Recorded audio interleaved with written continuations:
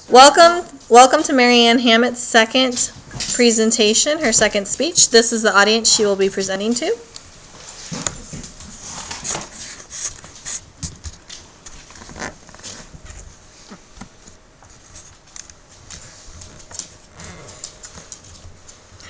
There are 8 people total, or 8 adults total. Can you see that too? Yep. All right. Everyone look down. Do you have a right and a left leg? Move your feet from side to side. Wiggle your toes a little bit.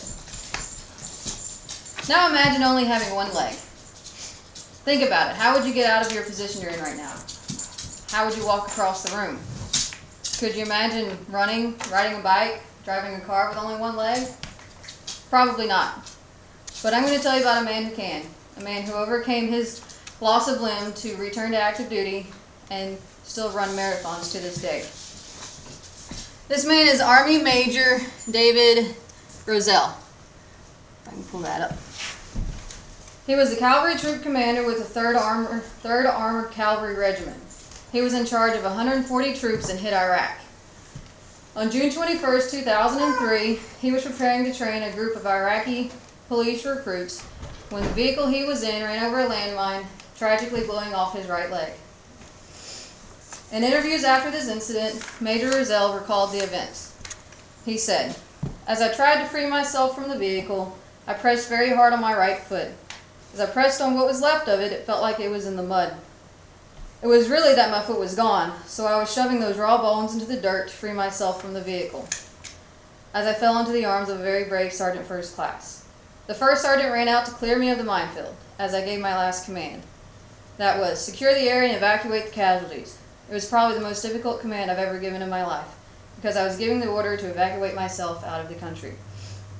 Major Roselle sustained a below-the-knee amputation. However, with the help of his family, he decided to do the best that he could, retrain, and try to return to active duty status.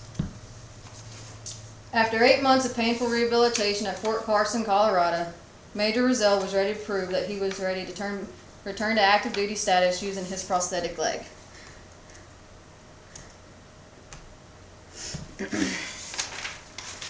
During rehab, Major Roselle participated in many marathon, triathlons, and Ironman competitions. Major Roselle states that he overcame his injuries through sports-based rehabilitation such as swimming, skiing, snowboarding, biking, and running. Don't like your computer.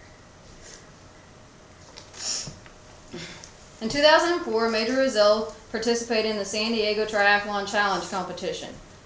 After that, he became a supporter of the Challenged Athletes Foundation, where he became a role model and mentor for the Operation Rebound program. In 2003, he created a team called the Missing Parts in Action. This team comprised of six other amputees that were involved in the Walter Reed Army Medical Center rehab program. They came together to run the Army 10 Miler in 2004, located in Washington, D.C. Major Roselle states that by doing these competitions, he prepared himself for war and proved to his scouts that he was capable. Major Roselle was able to return to active duty and resume command of the 3rd Armored Cavalry Regiment. In March of 2005, 6 months after he returned to active duty, he was called up to redeploy. Ironically, he redeployed to the exact same location that he lost his right leg in. In 2005, he published a book called Back in Action, An American Soldier's Story of Courage, Faith, and Fortitude. He stated he wanted to send a strong and vivid message to the enemy, saying, "I'm still stronger than you, I'm not beaten." Major Roselle completed his second tour of duty without any other incidences.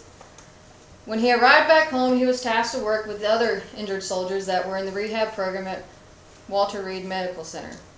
He now focuses his time on helping other amputees get their limbs back. He works on changing the policy of how injured soldiers are treated when they return from war. In many interviews, he recalls and states himself, "I helped change the model of how we take care of our veterans.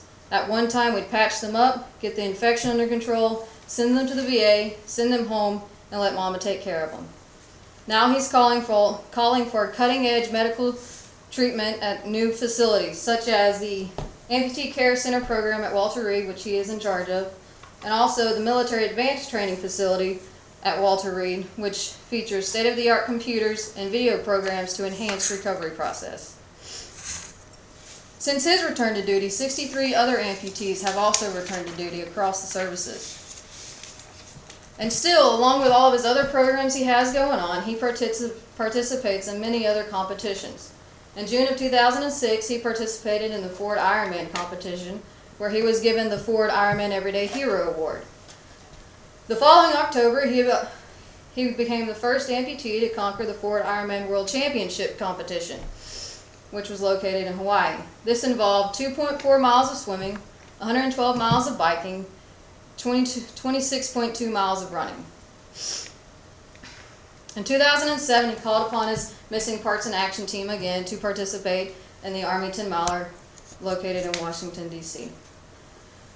Since Major Roselle has finished his command time requirement, his next task was to wait for a seat at the intermediate level education course, formerly known as the Command and General Staff Officer course at Fort Leavenworth. In interviews after that, he was asked, "What's next? What is left for him to do?" He replied, "As soon as this is done, I'll go back to the CAV, back to Iraq, and keep fighting." In May of 2009, the Roselles moved to Georgia, where Roselle was tasked to work as a second-in-command over a battalion. And this past January, he was called up to redeploy, to go back to Iraq.